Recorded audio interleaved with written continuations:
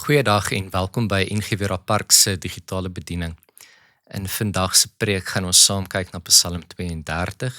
Jy is ook welkom om na die Bybelstudie gedeelte te kyk, wat ook op ons YouTube kanaal opgelaai is.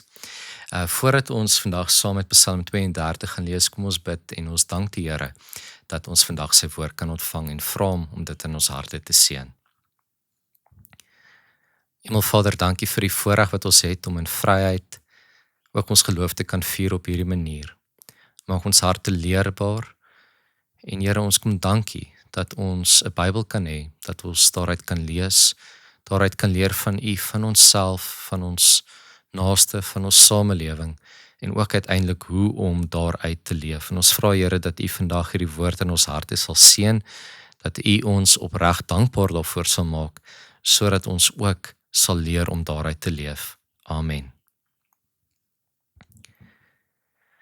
Van Dawid 'n maskiel. Gelukkig is die een wie se oortreding vergewe is, wie se sonde bedek is.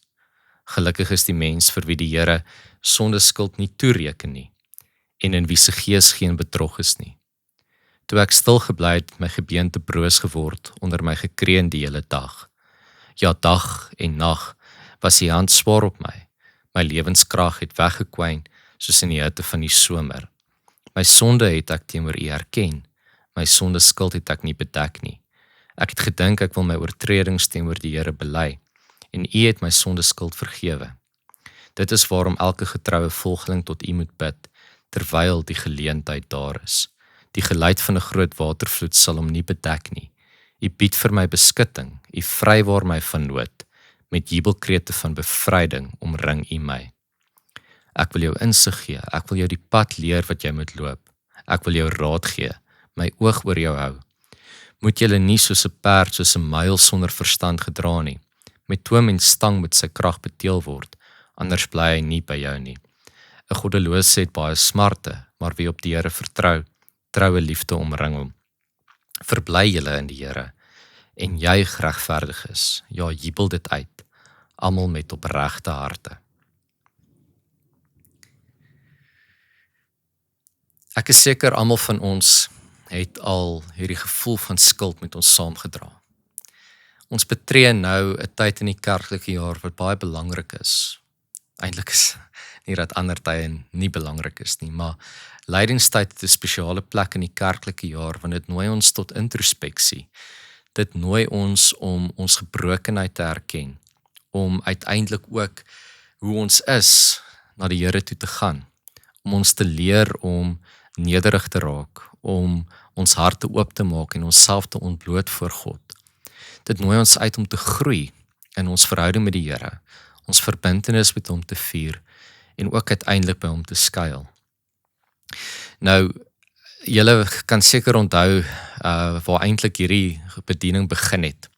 Toe ons die digitale bediening begin het, was dit omdat ons nie in persoon by mekaar kon uitkom nie. Dit was die COVID-19 pandemie.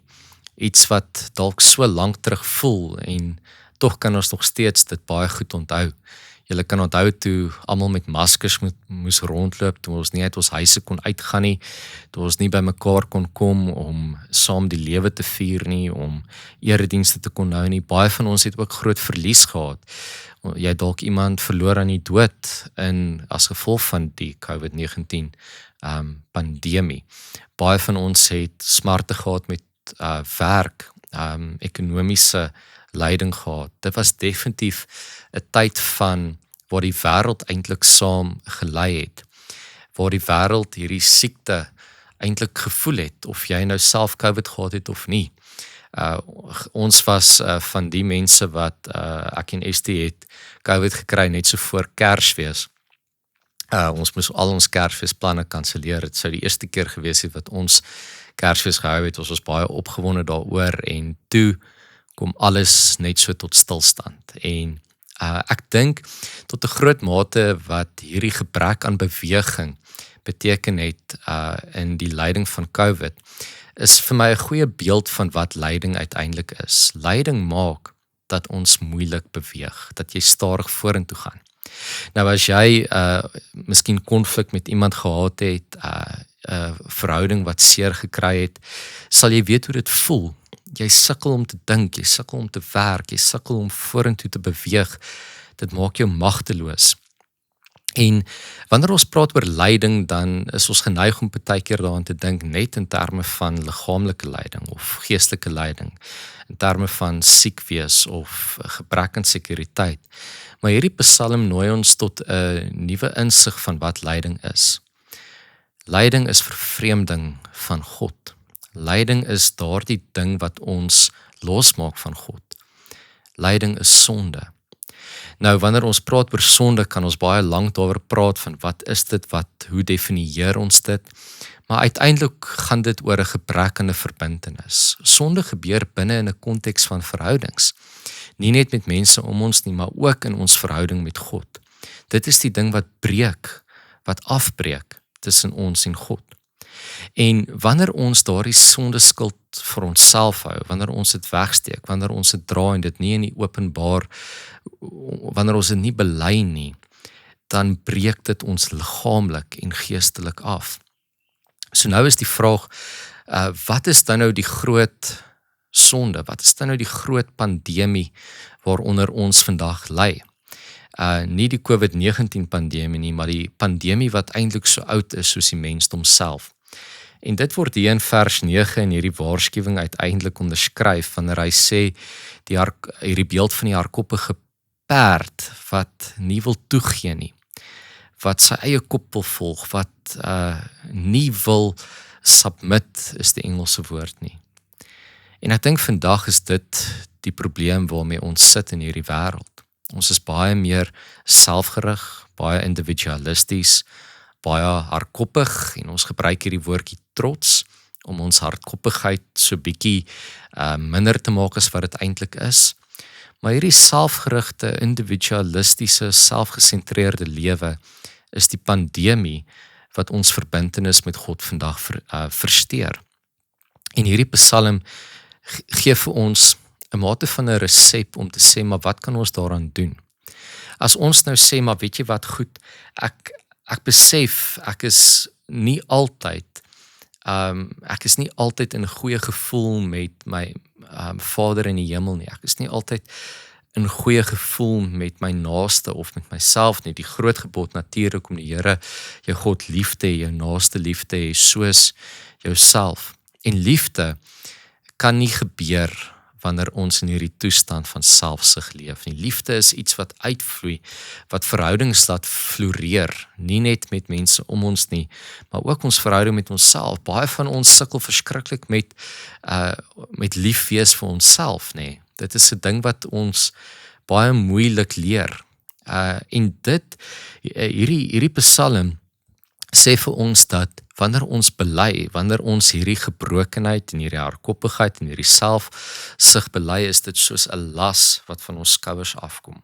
Dit gee vir ons die vryheid om weer hierdie verbintenis met God te kan hê. En daarin sien ons God se genade. Hierdie Psalm praat van God wat vir ons 'n skuilplek gee, wat ons nie ons sondes toereken nie net die gevolge daarvan nie, maar uiteindelik ook ons gebrokenheid vir ons ligter maak. En daarin lê die genade. Ons praat gereeld oor genade en in die Bybelstudie het ons bietjie oor die oorsprong daarvan gepraat. Jy is welkom om daarna te gaan kyk. Maar genade is iets wat ek dink ons vandag verskriklik sukkel om te aanvaar. Wanneer ons ons skuld bely, wanneer ons ons afhanklikheid voor God bely, dan nooi dit ons uit om God se genade te ontvang. God gee sy genade onvoorwaardelik. Dis nie dat God afhanklik is van ons belydenis nie. Jesus het vir ons aan die kruis gesterf, onvoorwaardelik. Ons is vergewe, ons het God se genade. Die vraag is, hoekom sukkel ons om dit te ontvang? En deel van ons hoogmoed is die antwoord. Ons sukkel om genade te ontvang, want ons sukkel om dit vir onsself te gee. En ons leer om dit te gee wanneer ons leer om dit te ontvang. So waar sukkel jy dalk om genade in jou eie lewe te ontvang? Dalk by iemand anders wat vir jou wil betaal vir 'n ete, of iemand anderste wat vir jou liefde wil gee, maar jy sukkel om dit te aanvaar. Dit is 'n teken van hoogmoed en van hardkoppigheid. Hierdie Psalm nooi ons uit om dit op die tafel voor God te kom sit, om te sê, maar Ek kan nie self nie, ek kan nie myself red nie, ek kan nie myself losmaak van hierdie ding nie. Ek het God nodig. Dit sê vir ons en dit leer vir ons, God bevry ons van onsself. Dat God vir ons 'n skuilplek gee waar ons veilig kan wees. Dis 'n veilige ruimte by God om ons skuld voor hom te bely. En dit is nie iets wat ons nodig het om te verdien nie. Dit laat my dink aan 'n hele klomp jaar terug toe ek by NG Alderyne jeugwerker was, het ons 'n uitreik gehad en deel van die uitreik het ons nagmaal bedien. En een van die jong volwassenes wat op die uitreik was, kom na my toe, hy sê toe vir my, hy kan nie nagmaal vier nie want hy het te veel gesondig. Sien hoe hierdie idee van verdienste, waar ons in 'n wêreld leef waar jy vir alles moet werk, alles moet verdien, eers jouself moet bewys, inspeel op ons verstaan van God. Dat ons dink ons moet ook vir God eers bewys dat ons vlekvry sonder sonde is en eers alles moet regmaak voordat ons 'n verhouding met hom kan hê. Nee. Ons kan voor God kom en wees soos wat ons is. Ons kan kom soos wat ons is, want God aanvaar ons soos ons is. En dan die wonderlike ding wat hierdie Psalm vir ons leer is dat God ons nooit los soos wat ons is nie. Na die belydenis kom daar vryspraak en dan die genade lê nie net in die vergifnis nie, maar in die ander manier van leef. Vers 8 wat ek net weer wil lees, ek wil vir jou insig gee, ek wil jou die pad leer wat jy moet loop, ek wil jou raad gee, my oog oor jou hou. Die genade strek tot na die belydenis van skuld, na 'n nuwe manier van leef. God wil ons leer om nie weer dieselfde foute te maak wat ons op hierdie plek kry waar ons hierdie las oor onsself gee nie. Hy leer vir ons 'n nuwe manier van leef. Die vraag is jy oop daarvoor? Wie is jou leermeester in hierdie wêreld? Luister jy te veel na die stemme van mense wat vir jou sê wat reg en verkeerd is, wat jy moet doen, nie moet doen nie? Of is God jou leermeester? En ek wil jou uitnooi in hierdie lydenstyd om jouself oop te maak voor God en te sê, Here, leer my die pad wat U wil hê ek moet stap. Die genade lê daarin dat ons kan kom met ons skuld. Ons kan dit bely voor God en dan stap God saam met ons 'n nuwe pad.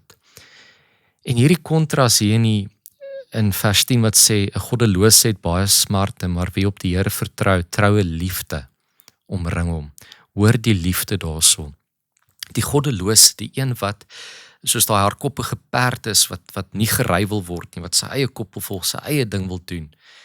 Hy gaan altyd ly onder die leiding van sy eie skuld. Maar daar's 'n ander manier van leef, 'n manier van leef wat vry is van lyding. En God wil vir ons daai manier van leef leer. En dit is 'n lewe van liefde. God leer uiteindelik vir ons hoe om lief te hê. Hy openbaar aan ons liefde want hy self is liefde geïnkarneer. Paulus leer vir ons later in Romeine 4 en 5 hoe ons eintlik nie onsself kan vrymaak van hierdie skuld nie. Net God kan ons vrymaak daarvan. Maar ons het nodig om ons afhanklikheid diep voor God te bely. So ek wil jou uitnooi, wanneer ons nou afsluit in hierdie video, om net 'n paar minute van stilte te vat. Jy kan 'n kers aansteek, net vir 'n oomblik jou skuld voor God te bely, jou afhanklikheid voor God te bely, en dan baie belangrik, om die genade van die vergifnis te aanvaar. Dit beteken jy vergewe ook jouself. Jy maak jouself los. Jy hou nie aan om jouself te boei wanneer God jou klaar vrygespreek het nie. En dan om leerbaar te wees, om nederig te wees en te sê, ek wil die pad wat God wil hê ek moet stap, wil ek leer om te stap. Ek gaan nie meer my eie kop volg nie. Ek gaan myself oorgee aan God. Kom ons bid saam. Here Jesus, dankie dat U ons aanvaar soos ons is. En deur die groot genade en liefde, dat U ons nooit los is wat ons is nie. Dat U genade verder strek as vryspraak, maar dat U ons ook wil leer om die pad te stap, wat U vir ons beplan, dat ons veilig kan voel by U, om te kom soos wat ons is. En Here, gee dat ons die genade sal ontvang, dat ons nederig en sag sal word, leerbaar en luisterryk sal leef, sodat daardie liefde kan uitkring en ons ook u koninkryk daardeur kan bedien. Amen.